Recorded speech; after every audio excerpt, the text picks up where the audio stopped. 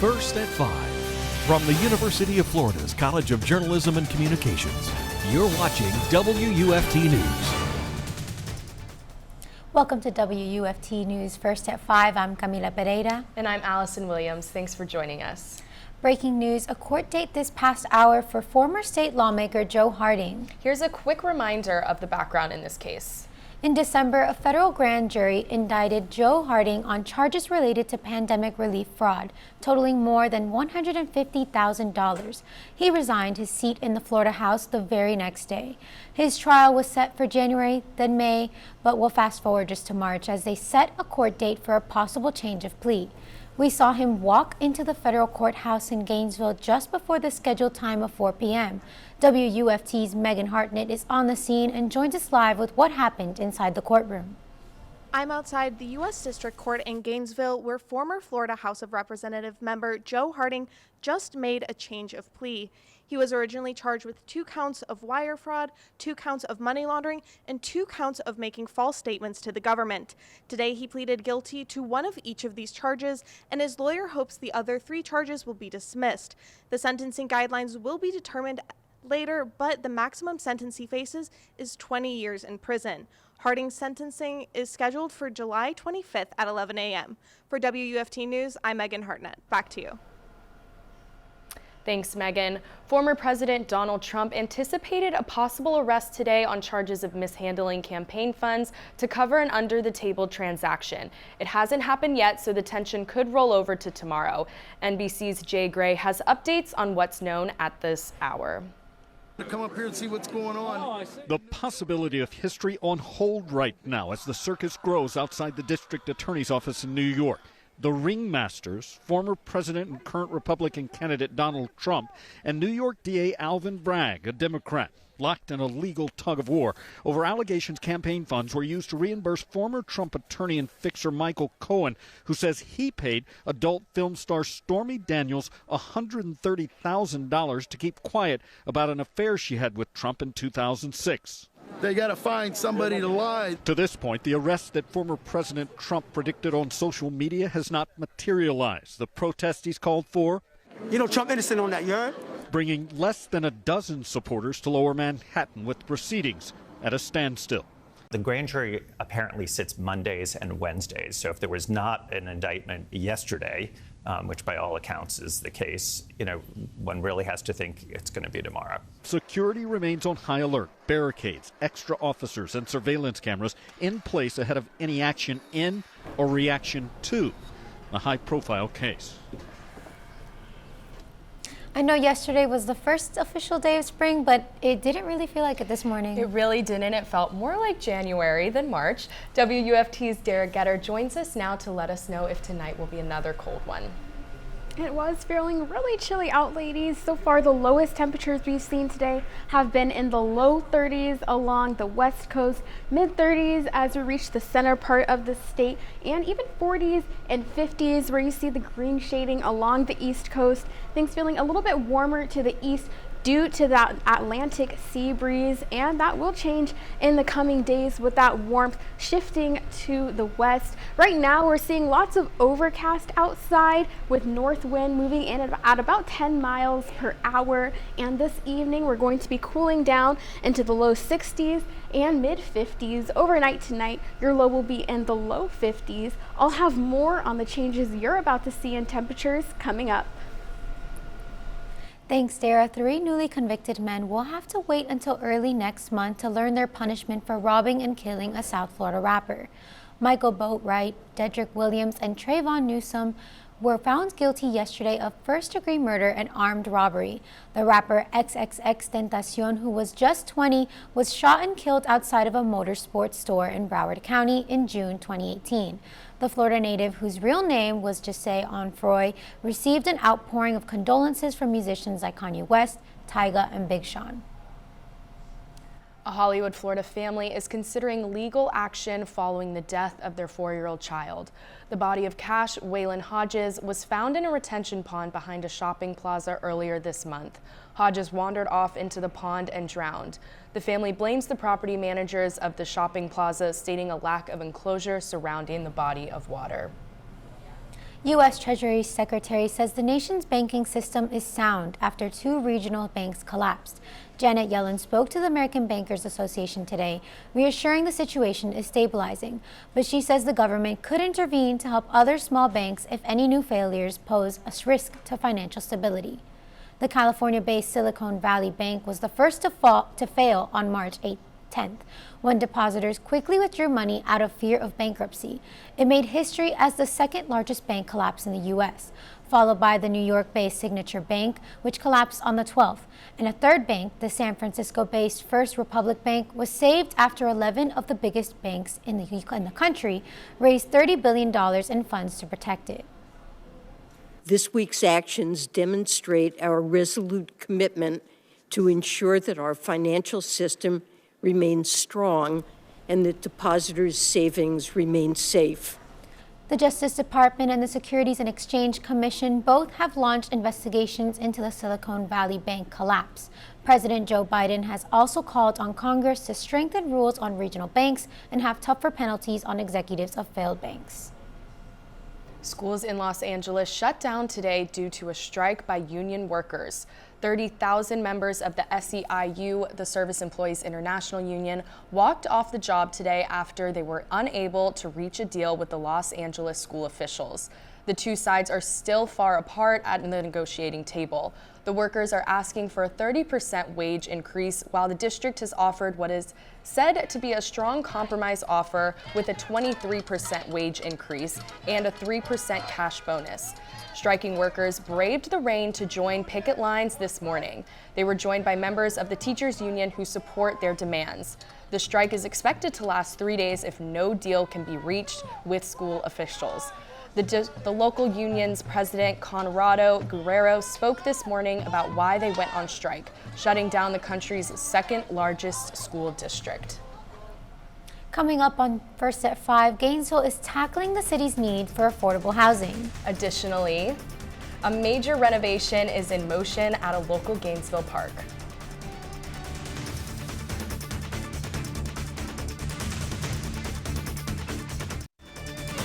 You're watching Wuft-TV News. The Department of Housing and Community Development and the Department of Sustainable Development will meet this evening to discuss the proposed inclusionary zoning ordinance. The goal of the policy is to address Gainesville's housing needs through the creation of affordable housing. According to the proposal, 36% of all rental units in Gainesville serve or cater to students. Inclusionary zoning would require or encourage developers to create affordable units in new market rate residential and commercial developments. Participation would be encouraged through incentives such as tax reductions and reduced parking requirements. One of the proposed policy elements of the ordinance is a requirement that new multifamily developments provide a portion of units that cost less. Levy County commissioners are worried about possible changes to Florida's sovereign immunity laws. The commissioners sent an open letter to State Representative Chuck Clemens. The commission opposes Senate Bill 604, which would double the liability cap before sovereign immunity kicks in. The county also opposes House Bill 401, which would eliminate the monetary cap altogether. A major renovation is in motion at a local Gainesville park. Possum Creek Park will begin a new lighting project this month. Gainesville City Commission unanimously approved this project last September. Additions to the park will cost over $150,000. The money for this renovation will be funded by the city's Wild Spaces Public Places Fund. These renovations will include additional lighting to the skate park, parking lot, and the restroom building pathway. Sometimes it could be a little scary, like if you're going to go to the bathroom and it's dark and you can't see anything. So it's going to be helpful. The 75-acre park will remain open while construction is underway. Further details on a completion date will be released at a later time. People aren't just coming to Florida to vacation anymore. Plenty are moving here to stay. Last year, the Census Bureau ranked Florida the fastest growing state. Tyler Carmona joins us with the story of Gainesville getting bigger and more diverse. Florida's population has grown over the past decades as more families are choosing to live in the Sunshine State. And Gainesville has seen this increase. It's become a hub for cultural diversity. A new Hispanic restaurant is just one new addition that reflects this growing diversity. Although Gainesville is a smaller city, Hispanics make up about 13% of the total population, over 185,000 people. Rincon Latino Market opened last November, offering all kinds of Latin American foods, produce, and baked goods. They even offer an international money transfer service, allowing customers to send money back to their families in other countries. During their first week open, the owner of the market, Diana Gomez, said most of their products sold out. Little by little, we've been acquiring products from countries that haven't been easy to find. Our goal is to give the Hispanic community the products they deserve. The market strives to display an array of goods not normally found in your average grocery store. Gomez wants to bring more Latin representation to her new home in Gainesville. She's doing just that by providing authentic foods to the community around her. Now, although this is her new home, she wants Gainesville's Latin community to feel represented. Gomez looks forward to bringing authentic foods to the community around her. Thanks, Tyler. That supermarket looks awesome. This morning, temperatures were pretty cold for our area. It really was. I know yesterday was the start of spring. Derrah, will the temperatures warm up later this week? Well, it has been like a roller coaster this week, but buckle up because temperatures are going to continue to climb. Find out when we return.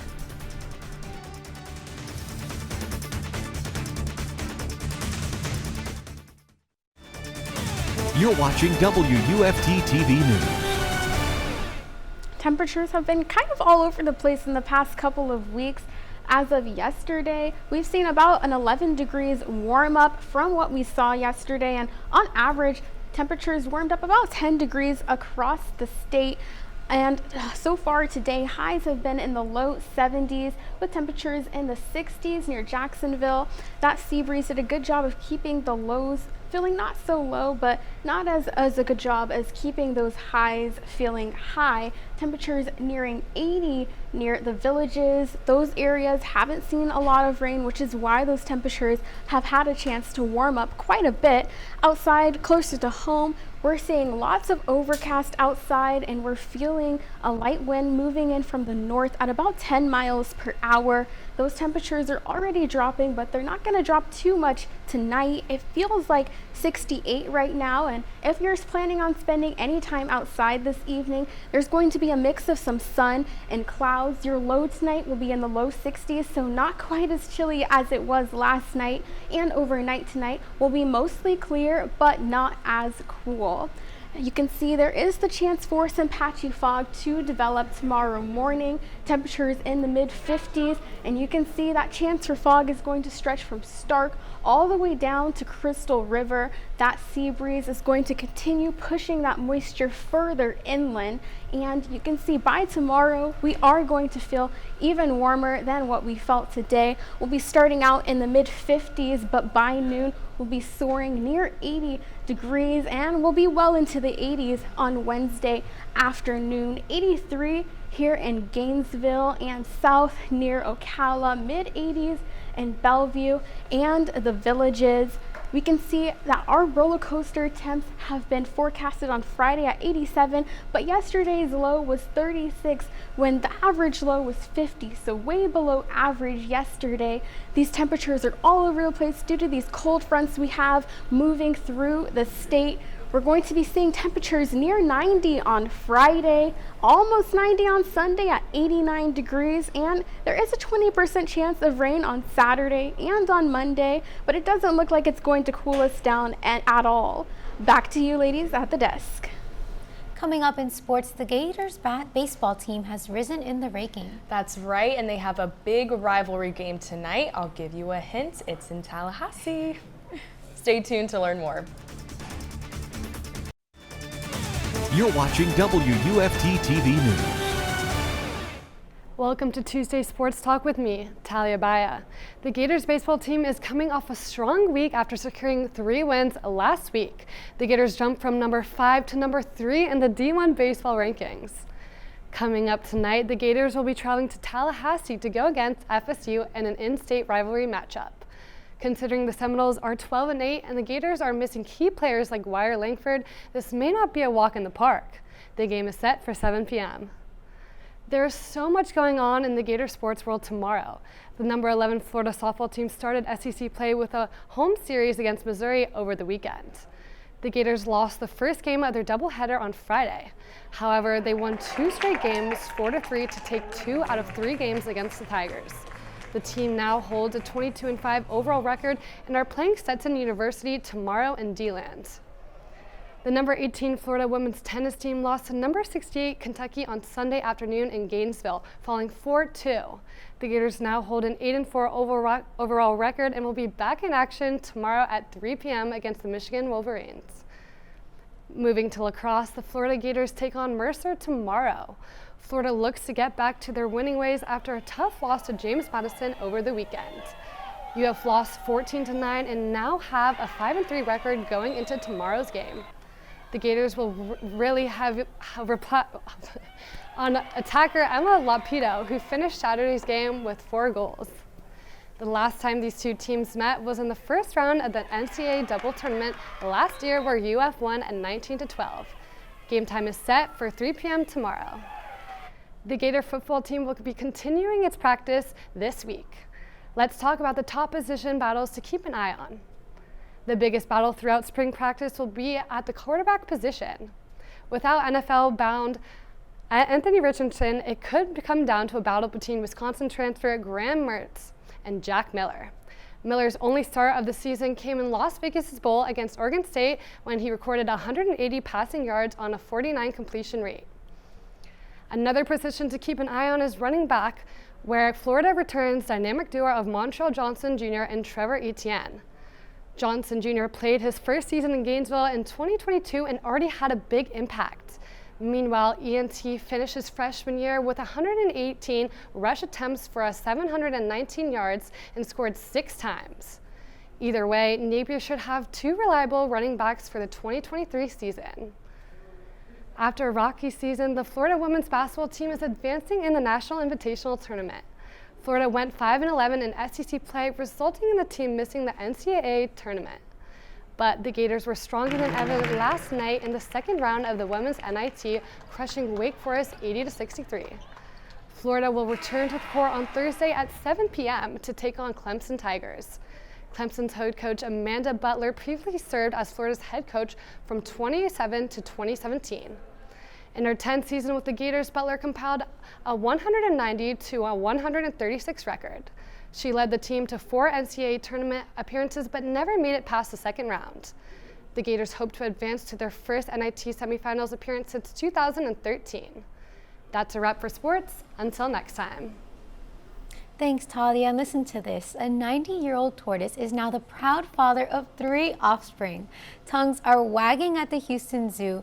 All eyes are on the zoo's oldest resident, a 90-year-old tortoise named Mr. Pickles, who has managed to father 3 little pickles. The keeper stumbled on Miss Pickles laying her eggs and moved them to safety. Now, Mr. Pickles has become the Larry King of the tortoise world. Larry King, like Larry, Mr. Pickles has a much younger mate. Miss Pickles is 53. The pair had only 1 other hatchling, so to have 3 this late in life, well, it's a little like the tortoise and the hare. Congratulations to Mr. and Mrs. Pickles. And before we go, Derrah, tell us about the warm weather coming our way. Well, first, there is that chance for some patchy fog on your morning commute tomorrow, but it is going to warm up, Allison. Temperatures nearing 90 as we get over the weekend, 87 on Friday, and there is a 20% chance of rain on Saturday and Monday. Back to the desk. Thanks, Derrah. BBC World News is next, and the PBS News Hour is coming up at 7. But your Florida news is always on WUFT.org. Have a good night.